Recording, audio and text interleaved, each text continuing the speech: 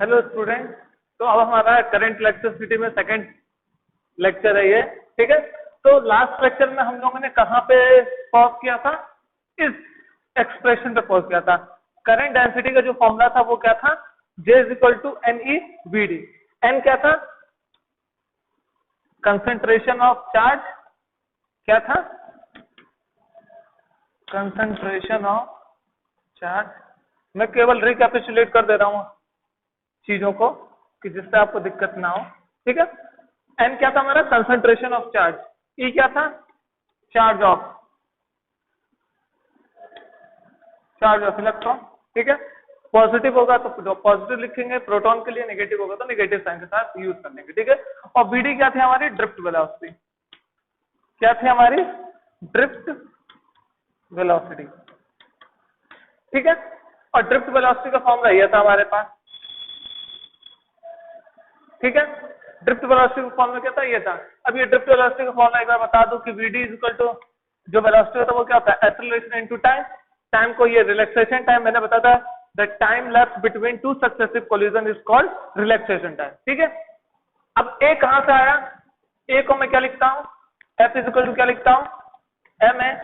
और किसी इलेक्ट्रॉन पे जो चार्ज होता है वो इलेक्ट्रोस्टैटिक फोर्स होता है, जिसको मैं इस तरीके से लिखता हूं। तो ए की वैल्यू क्या हो जाएगी? Upon M. तो वही मैंने ए की जगह अगर मैं इसको पुट करूंगा तो ये वैल्यू मिल गई हमें ड्रिफ्ट वेलोसिटी की, ठीक है। तो ये था हमारा फॉर्मूला जो कि हमें क्या करना था? यूज करना था। अब देखिए ध्यान से यहां पर कि अब इन दोनों की वजह से हमें क्या निकालना है। और हमें एक और चीज मालूम है क्या? ओम्स लॉ में मैंने ये प्रूव किया हुआ कि J इज इक्वल टू होता है सिग्मा, ठीक है, modified version of Ohm's law. अभी मैंने आपको बताया पिछले लेक्चर में, ठीक है, modified version of Ohm's law, ठीक। तो इन तीन चीजों को याद रखना है। इससे हमें क्या निकालना है? कंडक्टिविटी का फॉर्मूला निकालना है, ठीक है। क्या निकालना है? कंडक्टिविटी का फॉर्मूला निकालना है। अब कंडक्टिविटी का फॉर्मूला क्या निकालेंगे? अब वो हमें देखना है, ठीक है। तो ये थी आपके रिकैपिचुलेशन के लिए कि क्या क्या चीजें हैं, क्या क्या नहीं है। तो इसको भी मैं साइड में लिख लेता हूँ कि जैसे जैसे जरूरत पड़ेगी वैसे वैसे मैं इनका फॉर्मूले का यूज कर लूंगा, ठीक है। तो जो फॉर्मूला यूज करना है उनको मैं साइड में लिख ले रहा हूँ, ठीक है। ये आते रहेंगे इसलिए मैं इनको एक साइड में लिख ले रहा हूँ, ठीक है, क्योंकि मैं भूल जाता हूँ फॉर्मूले को। तो अब देखिए, अब स्टार्ट करते हैं हम कि कंसीडर, हमने क्या कंसीडर किया? जो करंट डेंसिटी है वो ये है। क्या है करंट डेंसिटी? क्या है? एन ई वी डी, ठीक है। अब ड्रिफ्ट वेलोसिटी क्या है? तो वीडी की जगह हम क्या करते हैं? ड्रिफ्ट वेलोसिटी का फॉर्मूला लगाते हैं। क्या है? Small E capital E upon M upon tau, ठीक है। इसको जब मैंने सॉल्व किया तो क्या आएगा? एन ई square E upon M tau. ये तक तो हमें मालूम है। साथ में ओम्स लॉ क्या कहता है? जो चार्ज डेंसिटी होती है, सॉरी जो करंट डेंसिटी होती है वो क्या होती है? सिग्मा अपॉन एप्सिलॉन, और सिग्मा अपॉन इलेक्ट्रिक फील्ड। तो क्या मैं जे की जगह ये लिख सकता हूँ? सिग्मा लिख सकता हूं। अब यहां से देखिए ई से ही क्या हो गया? कैंसिल आउट हो गया। अब ई से ही कैंसिल आउट हो गया तो सिग्मा की वैल्यू क्या आई आपके पास? एन ई स्क्वायर एम अपॉन टाउ, ठीक है। और इसी सिग्मा को हम क्या कहते हैं? कंडक्टिविटी। क्या कहते हैं? कंडक्टिविटी मीन्स कि कोई जो मटेरियल है वो उसकी जो कंडक्टिविटी है उसमें जो करंट फ्लो कर रहा है वो इजीली कर रहा है या थोड़ी दिक्कत हो रही है उसे फ्लो करने में, वो क्वांटिटी क्या बताता है? कंडक्टिविटी बताता है, ठीक है। मीन्स जैसे जैसे करंट इंक्रीज करेगा कंडक्टिविटी भी इंक्रीज करेगी, और जैसे जैसे करंट डिक्रीज होगा कंडक्टिविटी डिक्रीज करेगी, ठीक है। ये होता है रिलेशन कंडक्टिविटी और करंट का, ठीक है। मीन्स जैसे जैसे किसी कंडक्टर में जितने इजिली चार्ज फ्लो करेगा उसकी उतनी ही कंडक्टिविटी क्या होगी? ज्यादा होगी, ठीक है। अब इसके साथ साथ एक चीज और देखने वाली है। अब वो क्या है? रेजिस्टिविटी। क्या चीज देखने वाली है? रेजिस्टिविटी। ठीक है, रेजिस्टिविटी कुछ नहीं होता है, हम लोग ने तो अभी तक यही पढ़ा रेजिस्टिविटी के बारे में, क्या कि आर जो होता है उसको मैं लिखता हूँ रो एल अपॉन ए, यही हमें मालूम है, तो रो को मैं क्या लिख देता हूँ आर ए अपॉन एल। ठीक है, फिर मैंने रेजिस्टेंस के बारे में बताया है आपको पिछले प्रीवियस लेक्चर में। ठीक, तो ओवरऑल जब इसको सॉल्व करते हैं तो हम रेजिस्टिविटी को और क्या लिखते हैं मालूम है, रेसिप्रोकल ऑफ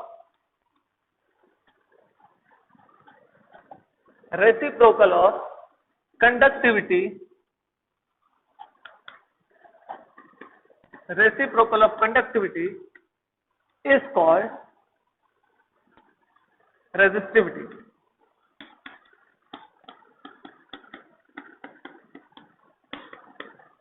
ठीक, कंडक्टिविटी का जो रेसिप्रोकल जो होता है उसको हम क्या बोलते हैं रेजिस्टिविटी। मीन्स जो सिग्मा होता है वो 1 रो होता है, और मैं क्या कह सकता हूं रो इज इक्वल टू क्या होता है 1 सिग्मा।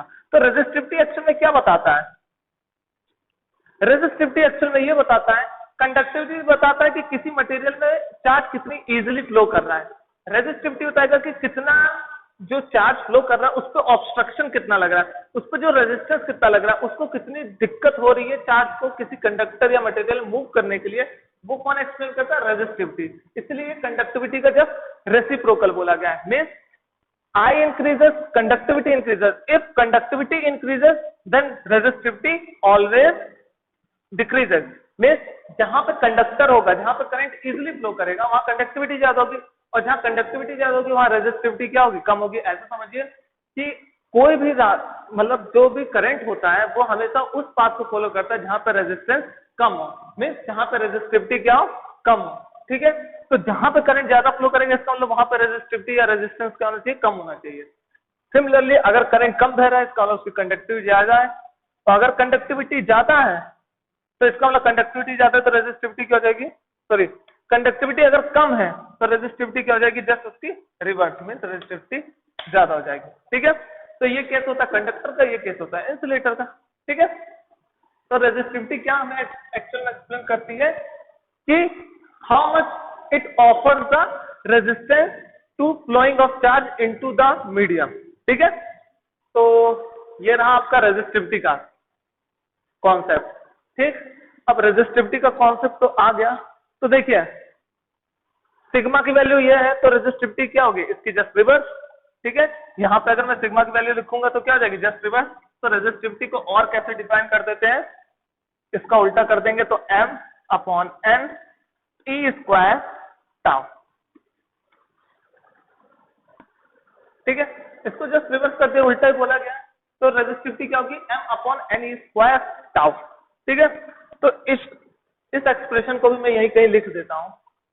ठीक है, क्योंकि ये सब का अभी काम आएंगे जब मैं आपको हीटिंग इफेक्ट बताऊंगा कि अगर किसी कंडक्टर में हीटिंग इफेक्ट करते हैं तो क्या इफेक्ट पड़ता है, उन सब चीज के बारे में जब बताऊंगा तो वहां एक्सप्लेन करूंगा। तो रो की वैल्यू क्या होती है m n ई स्क्वायर टाउ। ठीक है, एक ये और एक सिग्मा की वैल्यू लिख देंगे n ई स्क्वायर टाउ अपॉन n। एक बार मैं चेक कर लूं शायद फॉर्मूला सही है ना, सिग्मा की वैल्यू क्या है n square tau upon m। ठीक है, और रेजिस्टिविटी क्या है m n e। ठीक है, तो अब देखिए रेजिस्टिविटी का कॉन्सेप्ट हो गया, कंडक्टिविटी का कॉन्सेप्ट हो गया। अब बात करते हैं किसकी, मोबिलिटी की। किसकी बात करते हैं, मोबिलिटी की। पहले मैं इसका रियल लाइफ एग्जांपल में जो एक्चुअल में मोबिलिटी होती है वो, और उसके बाद उसका जो मैथमेटिकल डेफिनेशन है उसके बारे में बात करते हैं। ठीक है,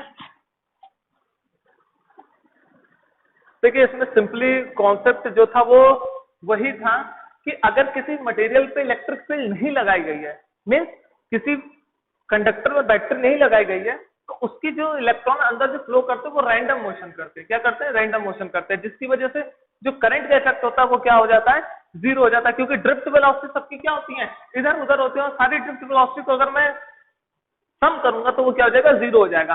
बट जब इलेक्ट्रिक फील्ड लगती है एक्सटर्नल, तो उससे क्या होता है कि वो एक पर्टिकुलर डायरेक्शन में अलाइन कर जाते हैं, जिसकी वजह से फिर ड्रिफ्ट वेलोसिटी वीडी जीरो नहीं होती है, और उसी के कारण फिर ये सारे जो केसेस होते हैं वो आते हैं। ठीक है, क्योंकि अभी मैंने दिखाया करंट डेंसिटी को कैसे लिखा, एनी वीडी मीन्स अगर ड्रिफ्ट वेलोसिटी नहीं होगी तो करंट डेंसिटी नहीं होगी, करंट डेंसिटी होगी तो फिर ये सारे काम हम नहीं होंगे। ठीक है, तो अब हमारी बात आती है किसकी, मोबिलिटी की, कि मोबिलिटी एक्सल पे क्या होता है। ठीक है, इसके बाद देखिए रेजिस्टिविटी हीटिंग फैक्टर, आपके में रेजिस्टेंस की जो कलर कोडिंग होती है कार्बन रेजिस्टर की वो हटा दी गई है। ठीक है, और आपका जो सीरीज और पैरेलल का जो कॉम्बिनेशन था वो हटा दिया गया, क्योंकि वो हाई स्कूल में पढ़ा दिया जाता है। ठीक, तो ये दो चीजें आपके टॉपिक से रिमूव कर दी गई हैं। ठीक, आपके एनसीईआरटी में दिया हुआ है मगर अब हटा दी गई है। तो देखिए मोबिलिटी का एक्चुअल मतलब क्या होता है कि कितनी इजिली कोई चार्ज किसी कंडक्टर में फ्लो कर रहा है, कितनी इजिली कोई चार्ज किसी कंडक्टर में फ्लो कर रहा है, वो कौन बताता है, हमें मोबिलिटी बताता है। ठीक, तो हम ये लिख सकते हैं, it tells about how easily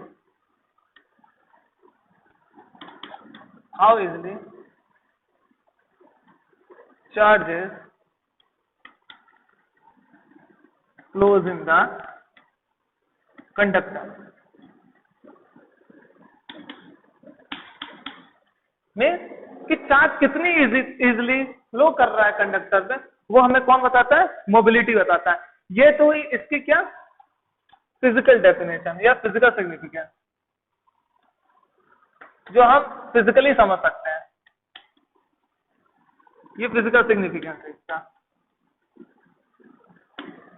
ठीक है, अब बात करते हैं इसके मैथमेटिकल की। मैथमेटिकल में क्या होता है कि drift velocity per unit electric field is called mobility. क्या, इसकी जो मैथमेटिकल डेफिनेशन है,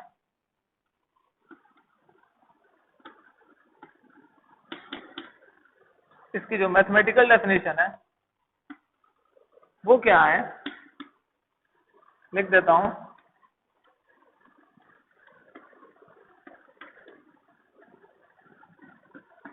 drift velocity of charge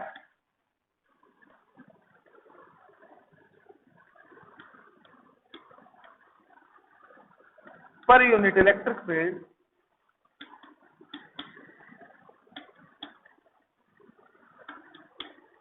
is called mobility। ठीक, is called mobility। अब इससे हम एक मैथमेटिकल डेफिनेशन या मैथमेटिकल वो बना सकते हैं कि ड्रिफ्ट वेलोसिटी का मतलब क्या होता है एक्चुअल में। ड्रिफ्ट वेलोसिटी का मतलब होता है, देखिए मोबिलिटी को जो डिनोट करते हैं वो म्यू से करते हैं। ठीक है, और वो क्या होता है, drift velocity means drift velocity, और साथ में क्या होता है, पर यूनिट इलेक्ट्रिक फील्ड। जैसे पर यूनिट पर जब भी आता है तो उसके साथ जो भी क्वांटिटी रहती है वो हमेशा क्या होती है, डिवाइड में रहती है। तो क्या होगा, और मोबिलिटी जो होती है वो स्केलर क्वांटिटी होती है। क्या होती है, ये स्केलर क्वांटिटी होती है।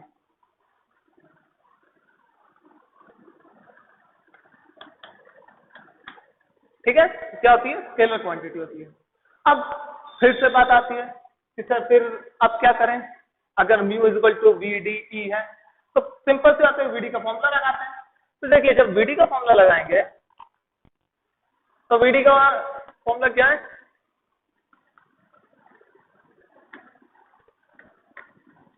ये हो गया वीडी का फॉर्मूला, यहाँ पे small E capital E upon M tau. ठीक है, साथ में क्या है, कैपिटल ई का डिवाइड है। तो देखिए ई से ये कैंसिल हो जाएगा। ठीक है, तो म्यू की जो वैल्यू आएगी वो क्या आएगी, ई टाउ अपॉन एम। ठीक है, इसी को क्या कहते हैं, मोबिलिटी।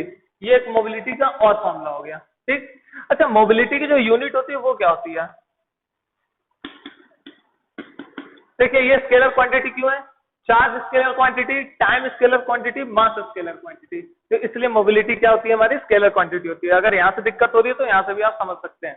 ठीक है, अब देखिए इसकी यूनिट क्या होती है, ड्रिफ्ट वेलोसिटी की यूनिट क्या होती है, मीटर पर सेकेंड। ठीक है, इलेक्ट्रिक फील्ड की क्या होती है, याद करिए इलेक्ट्रिक फील्ड की क्या होती है, V इज इक्वल टू क्या होता है, ई एल। तो इलेक्ट्रिक फील्ड का क्या हो जाएगा, V अपॉन एल। इसका मतलब मैं क्या लिख सकता हूँ, वोल्ट पर वोल्ट मीटर। ठीक, मगर इलेक्ट्रिक फील्ड नीचे है तो वोल्ट मीटर का जस्ट क्या हो जाएगा, उल्टा, मीन्स नीचे वोल्ट रहेगा और नीचे ऊपर क्या हो जाएगा, मीटर। ठीक, तो इतनी तो आप मैथमेटिक्स समझ ही सकते हो कि कैसे ऊपर नीचे करते हैं इसे। ठीक है, फ्लिप कर दिया है बस मैंने यूनिट को। तो इसकी जो यूनिट हुई वो क्या हुई, मीटर स्क्वायर सेकेंड वोल्ट। ठीक है, और अगर आपको अच्छा दिखाना है तो ऐसे लिख सकते हो। ठीक है, तो ये होगी हमारी unit, metre square second inverse volt inverse. ठीक है, तो ये आपका हो गया मोबिलिटी के बारे में। किसके बारे में हो गया, मोबिलिटी के बारे में। ठीक, तो चलिए अब एक नया फॉर्मूला और आ गया, तो मोबिलिटी को मैं साइड में लिख दूं। क्या है मोबिलिटी का फॉर्मूला, ई टाउ अपॉन एम। ठीक है, इसको भी साइड में लिख दिया।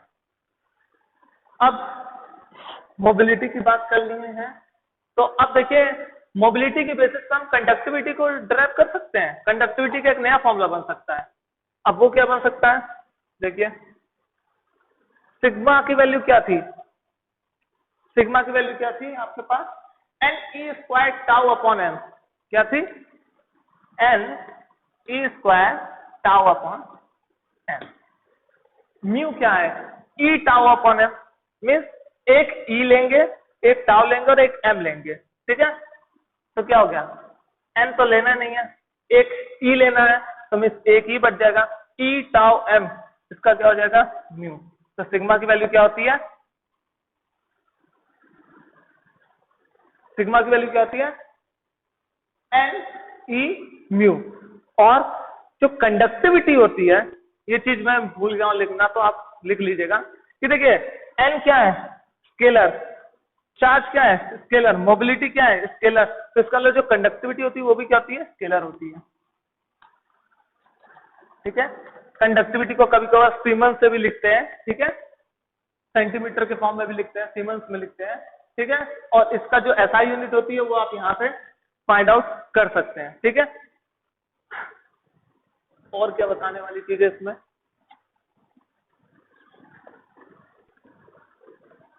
और क्या बताने वाली चीज है आपको, हाँ ये तो बात हुई कि हम कंडक्टर की बात कर रहे थे। अभी सेमीकंडक्टर डिवाइसेस में जब पढ़ाया जाएगा तो वहां पे भी इसी की चर्चा होगी। तो ये जो फॉर्मूला अभी मैंने डिराइव किया, ये लास्ट वाला, वहां वहां इसी की चर्चा होगी। ठीक है, सिंपली किसकी चर्चा होगी, उस फॉर्मूले की चर्चा होगी, कौन सा, sigma is equal to N E mu. ठीक है, इसकी चर्चा होगी कंडक्टिविटी में। ठीक है, तो आप इसको याद रखिएगा कि कंडक्टिविटी के जो फॉर्मूले हैं ये सेमीकंडक्टर में यूज होंगे। अब मैं एक्चुअल में आपको एक्सप्लेन कर देता हूं कि होता क्या है। ठीक है, तो इससे आपको भी आइडिया रहे। तो देखिए ये तो था कुछ मैथमेटिक्स से खेल के हम लोगों को फॉर्मूला जनरेट करना था। अब मैं बात करता हूं किसकी, क्या बात करने वाला था मैं, सिग्मा हो गया था, सिग्मा के बाद अब बात करनी थी हमें, तो इसका कौन सा टॉपिक था अगला, हीटिंग इफेक्ट, नहीं सॉरी, इससे पहले सेमीकंडक्टर के बारे में बताऊं। ठीक है, तो अभी तक हम लोग जो बात किए थे इलेक्ट्रिसिटी में, तो करंट इलेक्ट्रिसिटी एक्चुअल में किसकी स्टडी होती है,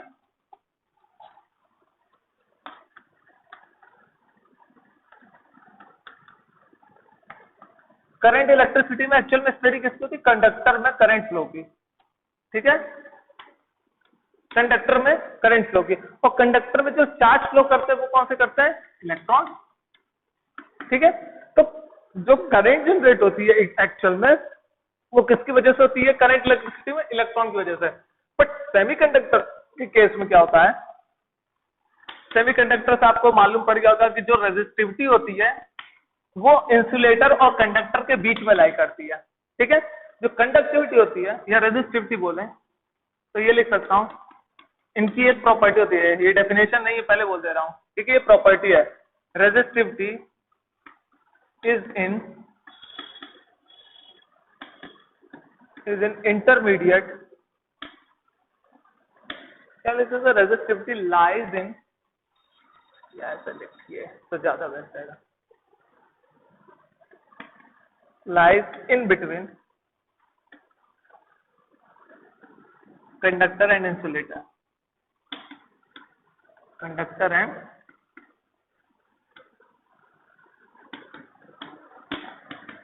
ठीक है, जो रेजिस्टिविटी होती है सेमीकंडक्टर की वो कंडक्टर और इंसुलेटर के बीच में लाई करती है। ठीक है, फिर वहां पे एक कॉन्सेप्ट आता है बैंड का। क्या? बैंड का, वैलेंस बैंड और कंडक्शन बैंड। तो जो करंट में इलेक्ट्रिसिटी जो फ्लो करती है उसमें जो इलेक्ट्रॉन्स है वो कंडक्शन बैंड में होते हैं, इस वजह से फ्लो करती है। ठीक है, तो अभी वो बैंड की जब बात की जाएगी तब हम बैंड की बात करेंगे। अभी हम आउटर मोस्ट इलेक्ट्रॉन से ही काम चला रहे हैं। ठीक है, बैंड का कॉन्सेप्ट बहुत इंपॉर्टेंट है, बहुत बढ़िया है। ठीक है, फिजिक्स में फील्ड ले आता है वो। ठीक, तो देखिए सेमीकंडक्टर में जो रेजिस्टिविटी होती है वो क्या करती है, कंडक्टर और इंसुलेटर के बीच में लाई करती है। ठीक है, और इसमें जो करंट फ्लो होता है वो दो चीज के कारण होता है, electrons as well as holes, as well as holes. वहां केवल इलेक्ट्रॉन ही नहीं करंट प्रोड्यूस करता, होल्स भी करता है। अब क्या है सर होल्स क्या होता है कि आप एक काम कीजिए, ये कुर्सी है, ठीक है, इस पे आप बैठे हुए हो। ठीक है, तो कुर्सी पे आप बैठे हुए तो अपने आप को आप इलेक्ट्रॉन समझो। ठीक है, इलेक्ट्रॉन यहाँ पे बैठा हुआ तो एग्जैक्ट में अभी क्या है वो न्यूट्रल है। ठीक है, जैसे हम बैठे हुए हैं तो अभी तो हम न्यूट्रल है। ठीक है, हम क्या किए, उठ के चले गए। तो अगर इलेक्ट्रॉन उठ के चला गया तो यहाँ पे क्या बचा, एक वैकेंसी बची, एक खाली जगह बची ना, कुर्सी खाली हो गई। तो ये जो वैकेंसी है ये किसकी तरह ट्रीट करेगा, एक पॉजिटिव चार्ज की तरह ट्रीट करता है। किसकी तरह चार्ज की तरह ट्रीट करता है, पॉजिटिव चार्ज की तरह क्या करता है, ट्रीट करता है। ठीक है, तो यहाँ पे जो इलेक्ट्रॉन गया तो इलेक्ट्रॉन का निगेटिव और इसका पॉजिटिव क्या बना देगा किसी भी मेटल को या सब्सटेंस को, न्यूट्रल। और वो हमें मालूम है कि कोई भी सब्सटेंस अगर हमें ऐसे पकड़ेंगे तो क्या होता है, न्यूट्रल होता है। बट जब उसमें ऐसे इलेक्ट्रिक फील्ड लगाते हैं तो क्या होता है, इलेक्ट्रॉन जब अपनी जगह को छोड़ता है तो साथ में वो क्या करता है, एक होल क्रिएट करता है, एक वैकेंसी बनाता है। ठीक है, उसको हम क्या कहते हैं, पॉजिटिव। ठीक, तो ये जो वैकेंसी खाली हुई इलेक्ट्रॉन की जगह पर, इसी को हम बोलते हैं होल्स। ठीक है, तो ये कॉन्सेप्ट जो है होल्स का वो कहां से आएगा, वहीं से आएगा। ठीक है, तो सेमीकंडक्टर के बारे में इतना आपको अभी जानकारी सफिशिएंट है, नहीं तो डिटेल में वही पढ़ाई जाएगी सेमीकंडक्टर डिवाइसेस में। ठीक है, तो अब देखिए, तो जो हमारी कंडक्टिविटी होगी वो किस किस की वजह से होगी, एक इलेक्ट्रॉन की वजह से होगी और दूसरी किसकी वजह से होगी, होल्स की वजह से होगी। ठीक है, तो कंडक्टिविटी का जो हमारा फॉर्मूला है वो क्या है, एन ई म्यू। ठीक, तो मैं ये लिख सकता हूं कि जो कंसंट्रेशन होगा होल्स पे कुछ ज्यादा कम हो सकता है। ठीक है, उसमें पी टाइप और एन टाइप होते हैं। ठीक है, पी टाइप में पॉजिटिव होल्स ज्यादा होते हैं और एन टाइप में इलेक्ट्रॉन ज्यादा होते हैं। तो इनकी डेंसिटी क्या होती है, घटती बढ़ती रहती है। ठीक है, तो लेट सपोज कर रहा हूं कि ये इलेक्ट्रॉन के लिए अभी मैं लिख रहा हूं, तो इलेक्ट्रॉन के लिए क्या है, एन ई, ई को तो ई लिखोगे, चाहे इलेक्ट्रॉन का चार्ज हो चाहे पॉजिटिव का चार्ज हो, चार्ज तो 1.6 माइनस 19 ही रहना है। साथ में म्यू को क्या लिख रहा हूं मैं, इलेक्ट्रॉन का, प्लस अब होल्स की बात करूंगा तो क्या हो जाएगा, ये N H, charge as it is रहेगा, तो ये क्या हो जाएगा, म्यू एच। ठीक है, तो अगर मैं इसमें से चार्ज कॉमन लूंगा तो क्या आ जाएगा, N E mu E plus N H mu H. ठीक है, तो ये सिग्मा जो हुआ ये किसके लिए हुआ, सेमीकंडक्टर के लिए हुआ। ठीक है, तो सेमीकंडक्टर में जब भी हम कंडक्टिविटी फाइंड आउट करते हैं तो इस ये करते हैं, ये होता है फॉर्मूला उसकी कंडक्टिविटी का। ठीक है, और ये फॉर्मूला आया कहां से, यहां से आया। ठीक है, तो ये आपको ध्यान में रखना है। ठीक है, तो अभी हम लोगों ने करंट इलेक्ट्रिसिटी में इलेक्ट्रॉन्स की बात कर रहे थे, अब सेमीकंडक्टर भी आ गया। सेमीकंडक्टर के बाद अब हम लोग बात करेंगे किसकी, अगला टॉपिक हमारा हीटिंग इफेक्ट। क्या, हीटिंग इफेक्ट। अगर मैं किसी कंडक्टर को हीट दूंगा तो क्या होगा, अब उसकी बात करते हैं। ठीक है, देखिए क्या होता है, बहुत कुछ होता है।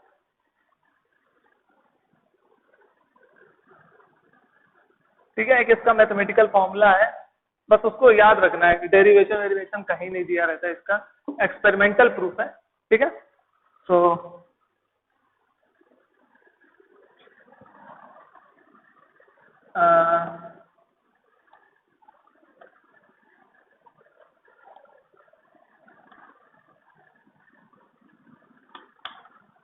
change in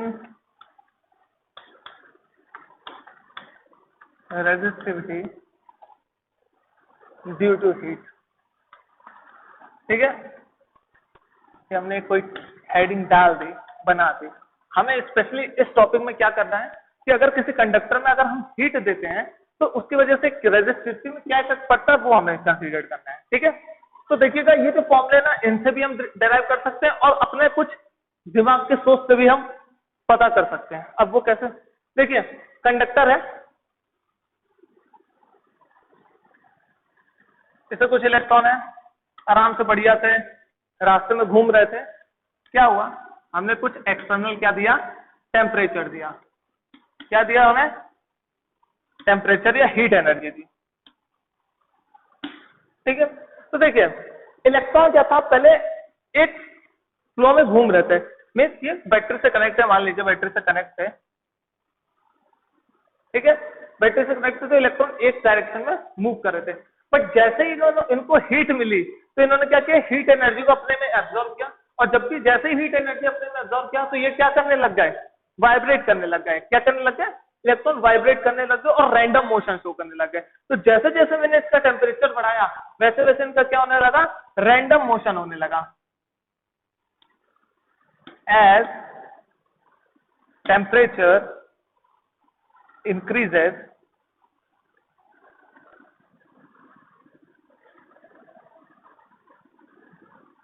the random motion of electron increases।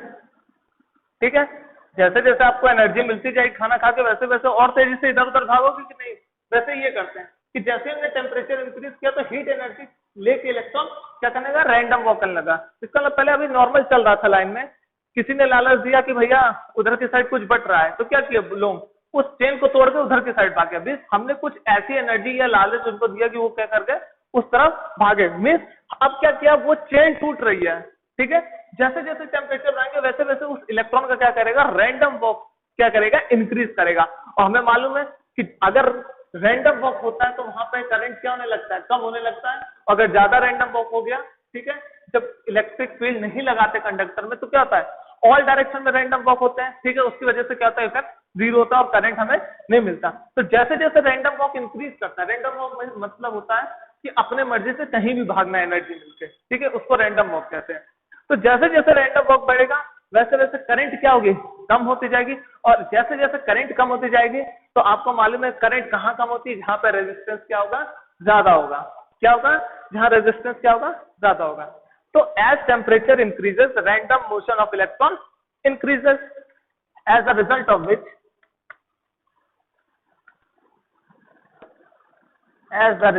विच और इस रिजल्ट से क्या मिला, as a result of which current in the conductor also decreases. ठीक है, current in the conductor is also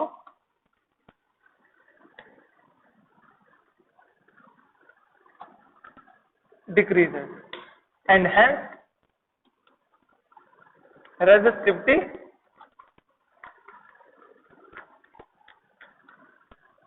resistivity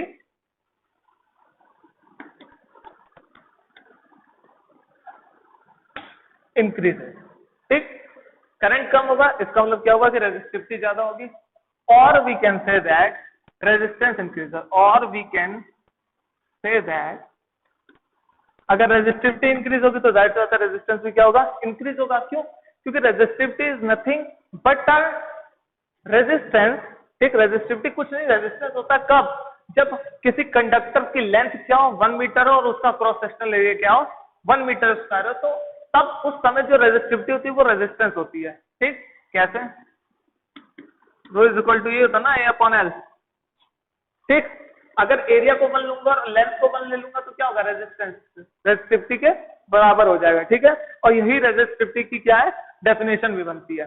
ठीक है, रेसिप्रोकल ऑफ कंडक्टिविटी तो बनती है, मगर एक्चुअल में जो हम लोग पढ़ते हैं और एक्चुअल में जो होती है वो यही होती है। ठीक है, किसी कंडक्टर की एक लेंथ 1 मीटर लेंथ लें, उसका cross sectional area 1 metre square लें, तो उसमें जो रेजिस्टेंस ऑफर होगा वही हमारी रेजिस्टिविटी होती है। ठीक है, और we can say that resistance increases, जहां पे करंट कम होगा वहां रेजिस्टेंस ज्यादा होगा कि नहीं।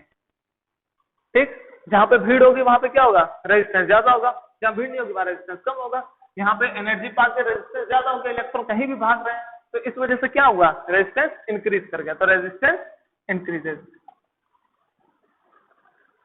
ठीक है, एक तो ये हुआ। तो ये जो कॉन्सेप्ट हुआ ये तो मैंने बताया है, एक विजुअलाइज अपने दिमाग से हम लोग सोच सकते हैं। ठीक है, कि कैसे हुआ, टेम्परेचर देने पर रैंडम वॉक इंक्रीज की, रैंडम वॉक इंक्रीज की इसका मतलब जो करंट होगा वो डिक्रीज करेगा, और करंट डिक्रीज करेगा तो रेजिस्टिविटी डिक्रीज और रेजिस्टिविटी इंक्रीज करेगी और रेजिस्टेंस हमारा इंक्रीज करेगा। ठीक है, अब इसी के साथ साथ हम मैथमेटिकली अगर देखना चाहें तो देखिए, अगर मैं किसी इन सब इलेक्ट्रॉन्स में एनर्जी बढ़ाता जाऊंगा तो इनका जो रिलैक्सेशन टाइम होता है, कोलाइड करने का जो समय होता है वो क्या होता है, बढ़ जाएगा। अगर मैं ढेर सारी एनर्जी दे दूं तो क्या करेंगे, इलेक्ट्रॉन जल्दी जल्दी एक दूसरे से लड़ेंगे। ठीक, अगर वो एक दूसरे से जल्दी लड़ेंगे तो रेजिस्टिव रिलैक्सेशन टाइम क्या हुआ, एक डिक्रीज कर गया, मीन्स अब वो जल्दी जल्दी लड़ेंगे तो रिलैक्सेशन टाइम क्या हुआ, डिक्रीज किया। तो देखिए रेजिस्टिविटी का फॉर्मूले में क्या है, एम एन ई स्क्वायर टाउ। अगर टाउ डिक्रीज करेगा तो इसका मतलब जो रेजिस्टिविटी वो क्या करेगी, इंक्रीज करेगा, और टाउ डिक्रीज कब करेगा, जब हम टेम्परेचर बढ़ा रहे होंगे। तो इस फॉर्मूले से भी आप निकाल सकते हैं क्या, since rho is equal to M N E square tau. ठीक है, if we consider m and e square as constant, then we can say that rho is inversely proportional to 1 upon tau. Is it fine? ठीक है, if rho is inversely proportional to time and if we increases, ऐसा करता हूँ इधर देखता हूँ,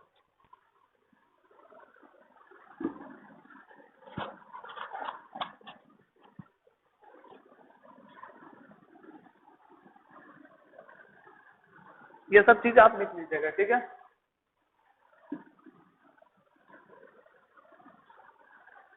so and if we increases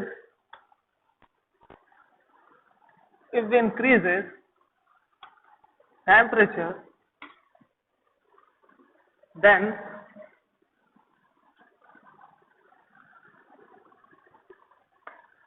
relaxation time क्या होगा, डिक्रीजेस। ठीक, रिलैक्सेशन टाइम होता क्या है कि जो एवरेज टाइम होता है दो कोलिजन के बीच में किसी इलेक्ट्रॉन के, the average time between two successive collision of electrons within the conductor और any material is called as relaxation time. ठीक है, तो अगर जितनी ज्यादा एनर्जी रहेगी वो जल्दी जल्दी टकराएंगे तो रिलैक्सेशन टाइम क्या होगा, डिक्रीज करेगा, एंड हेंस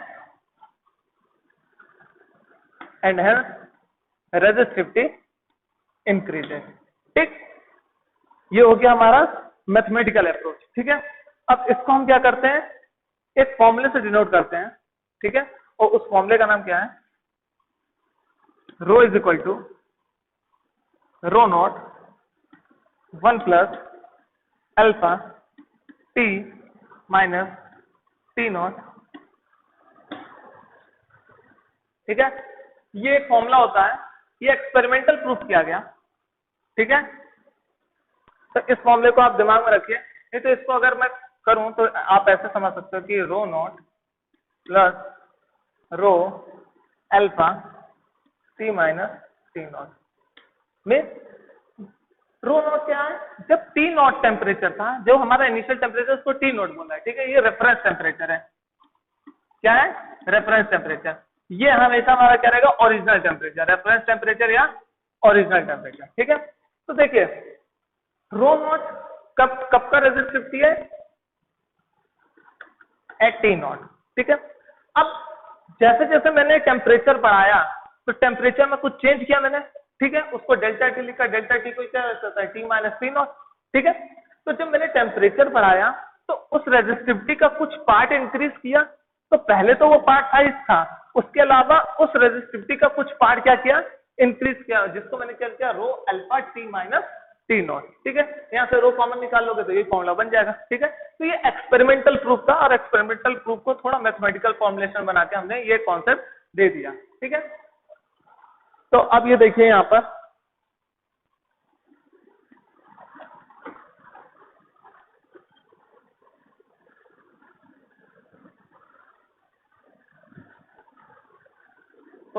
अब जो अल्फा होता है उसको बोलते हैं हम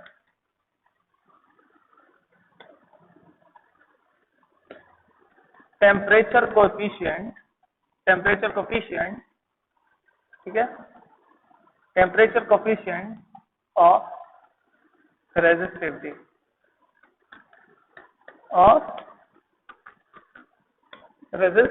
ठीक है, टेम्परेचर कोएफिशिएंट ऑफ रेजिस्टिविटी। इस अल्फा को क्या बोलते हैं? टेम्परेचर कोएफिशिएंट ऑफ रेजिस्टिविटी, ठीक है। ये एक्चुअल में जो इसकी डायमेंशन होती है वो क्या होती है? टेम्परेचर इनवर्स, या इसकी यूनिट जो होती है टेम्परेचर इनवर्स, ठीक है, और हम कह सकते हैं केल्विन इनवर्स, ठीक है। क्वेश्चन ये पूछे गए हैं, ठीक है, ये करीब जेई 2009 या 8 में पूछा गया था। डायरेक्ट ये पूछा था कि इसके यूनिट वो क्या होती है, डायमेंशन क्या होती है, तो टेम्परेचर इनवर्स होती है, तो ये याद रखिएगा, ठीक है। अब हमने बताया जैसे रेजिस्टिविटी होती है सेम पैटर्न पर रेजिस्टेंस होता है, ठीक, तो हम रेजिस्टेंस के लिए भी यही फॉर्मूला सिंपली बना सकते हैं। रो की जगह हम क्या कर सकते हैं? जस्ट रिप्लेस कर सकते हैं किसको? 1 plus alpha t minus t not, ठीक। तो ये हो गया हमारा R equal to R not 1 plus alpha t minus t. तो as temperature increases resistivity or resistance in a metal or a conductor is increases, ठीक है, but in semiconductor it will decreases, ठीक है। अब वो केस हम लोग बाद में पढ़ेंगे, ठीक, वो केस हम लोग क्या करेंगे बाद में पढ़ेंगे कि कैसे डिक्रीज करता है। तो आप ये याद रखिएगा ये जो अल्फा होता है ये पॉजिटिव होता है किसके लिए? मेटल के लिए, मेटल से या कंडक्टर के लिए, ठीक है। और अल्फा जो निगेटिव होता है वो किसके लिए होता है? सेमीकंडक्टर के लिए। या अल्फा को ना लिख के रो को लिखिए तो ज्यादा अच्छा है, ठीक है। जो हमारा रेजिस्टिविटी होती है वो क्या करती है? पॉजिटिव होती है मेटल के लिए, और रेजिस्टिविटी जो नेगेटिव होती है किसके लिए? सेमी कंडक्टर के लिए, ठीक है। तो ये दो चीजें और हैं जो आपको दिमाग में याद रखनी है। और मैं नेक्स्ट टॉपिक क्या है इसमें?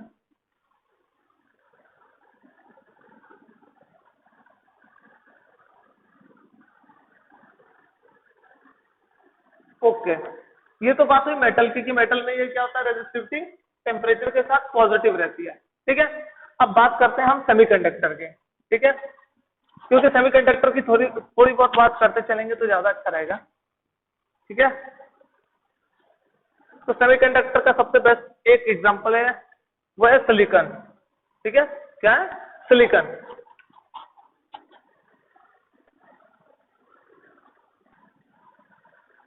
ठीक। इसके बाद आपके पास किरचॉफ लॉ है, और उसके बाद आपका सेल के बारे में है, फिर पोटेंशियोमीटर और मीटर ब्रिज खत्म, ठीक। तो मैक्सिमम 3 या 4 लेक्चर में खत्म हो जाएगा। तो अब बात करते हैं हम सेमीकंडक्टर की,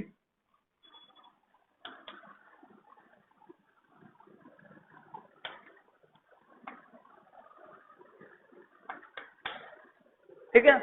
सेमीकंडक्टर में हम सिलिकॉन लेते हैं। सिलिकॉन 4 बॉन्ड बनाता है, ठीक है, और ये सारे के सारे क्या होते हैं? कोवैलेंट बॉन्ड होते हैं, ठीक है। जैसे कार्बन की प्रॉपर्टी होती है सेम इसकी भी ऐसी होती है, ठीक है। पर कार्बन सेमीकंडक्टर नहीं है, सिलिकॉन सेमीकंडक्टर है, ठीक है। तो ये सिलिकॉन का कुछ ये रहता है, और इसका जो एटॉमिक नंबर रहता है वो क्या होता है? 14 होता है। अब इसका अगर मैं इलेक्ट्रॉनिक कॉन्फ़िगरेशन बनाऊं तो क्या लिख सकता हूं? 1s2 2s2 2p6 2p6, तो क्या हो गया? हाँ, फिर क्या हो सकता है? 3s2 क्या हो गया? 6 2 8 10, और क्या लिखेंगे? 3p2, ठीक है। तो देखिए मैक्सिमम इस p ऑर्बिट में क्या होना चाहिए? 6 इलेक्ट्रॉन होने चाहिए। अभी 2 है, इसका मतलब 4 खाली है, तो 4 क्या करेगा? वो एक इलेक्ट्रॉन इन सिलिकॉन से लेके क्या बनाएगा? ये कोवैलेंट बॉन्ड बनाता है। क्या बनाता है?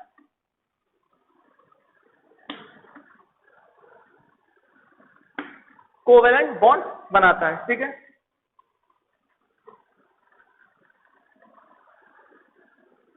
अब देखिए अगर इसने कोवैलेंट बॉन्ड बना लिया, ठीक, अब मैंने क्या किया? इसको हीट दी। तो जब हीट देते हैं तो मैंने क्या बोला? जब इलेक्ट्रॉन अपनी जगह से भागेगा तो क्या करेगा, पीछे एक होल क्रिएट करेगा। क्या क्रिएट करेगा, होल क्रिएट करेगा, ठीक है। ऐसे सारे इलेक्ट्रॉन्स अगर भागेंगे तो क्या करेंगे, अपने पीछे एक होल क्रिएट करेंगे, ठीक है। और होल और इलेक्ट्रॉन्स की वजह से जो हमारा n होता है मीन्स कंसंट्रेशन, वो क्या होगा, कंसंट्रेशन ऑफ चार्ज, चाहे पॉजिटिव या नेगेटिव, कंसंट्रेशन ऑफ चार्जेस क्या होंगे, इंक्रीज करेंगे कि नहीं, हाँ या ना। इलेक्ट्रॉन निकला तो यहाँ पॉजिटिव चार्ज, यहाँ से इलेक्ट्रॉन निकला एक पॉजिटिव चार्ज, यहाँ से इलेक्ट्रॉन निकला एक पॉजिटिव चार्ज, यहाँ से इलेक्ट्रॉन निकला एक पॉजिटिव चार्ज। मींस अगर मैंने कुछ अमाउंट की एनर्जी इसको दी तो सारे इलेक्ट्रॉन उस अमाउंट की एनर्जी पे, अगर ये निकला तो जाहिर सा ये सब क्या होंगे, निकलने चाहिए, ठीक है। अब होता है कि नहीं होता है, अब इतना माइनर तो ये क्वांटम मैकेनिक्स बताती है, ठीक है, क्वांटम मैकेनिक्स ऑफ इलेक्ट्रॉनिक्स, ठीक है। तो वैसे ऐसा नहीं होता कि अगर हमने एक एनर्जी दी 16 जूल तो सारे इलेक्ट्रॉन यहाँ से निकल जाएंगे, क्योंकि जैसे ही यहाँ से एक इलेक्ट्रॉन निकलेगा ना तो ये कुछ अपना इफेक्ट दे देता है, ठीक है। इफेक्ट के कारण क्या होता है कि ये बॉन्ड जल्दी टूटना चाहेगा इन कंपैरिजन टू इलेक्ट्रॉन, ठीक है, इलेक्ट्रोनेगेटिविटी के कारण, ठीक है। तो वो उसकी बात अलग है, फ्लेटर रूल से मालूम पड़ सकते हैं उसे। तो देखिए एन क्या है, कंसंट्रेशन ऑफ चार्जेस, ठीक है। अब देखिए कंसंट्रेशन ऑफ चार्जेस क्या कर गया हमारा, इंक्रीज करा, means as temperature increases, now charge concentration is also increasing in resistivity। देखिए इन resistivity रो का फॉर्मूला क्या है, m n e square tau, ठीक। if we consider m e square tau as constant then rho is inversely proportional to 1/n। ये suppose किया है, नहीं तो यहीं से मैं बता सकता हूँ, बस ये दिखाने के लिए कि हाँ रो इनवर्सली प्रोपोर्शनल n के है, ठीक है। इसलिए मैंने कंसीडर किया मास इलेक्ट्रॉन और टाउ कांस्टेंट, मींस ये मास भी कांस्टेंट नहीं रहता है, ठीक है। फिर इफेक्टिव मास का कॉन्सेप्ट आता है, ठीक है, और इफेक्टिव मास नेगेटिव पॉजिटिव सब हो सकते हैं, वो अलग की बात है, वो सॉलिड स्टेट फिजिक्स में पढ़ाया जाता है, ठीक।